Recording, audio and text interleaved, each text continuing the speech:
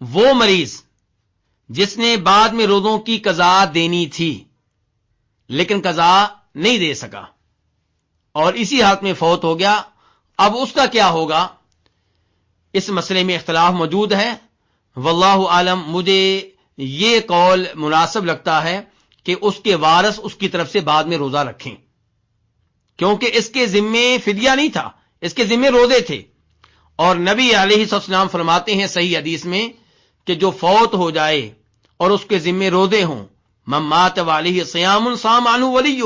تو اس کی طرف سے اس کے وارث روزے رکھیں۔ تو اگر کوئی ایسا آدمی فوت ہو گیا ہے جس کے ذمے روزوں کی قضا تھی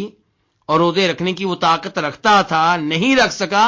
تو اس کی طرف سے اس کے وارث روزہ رکھیں گے، اور جس کے ذمے فدیہ تھا لیکن فدیہ دیے بغیر فوت ہو گیا تو اس کے وارث اس کی طرف سے فدیہ ادا کر دیں۔ إن هذا القرآن يهدي للتي هي أقوم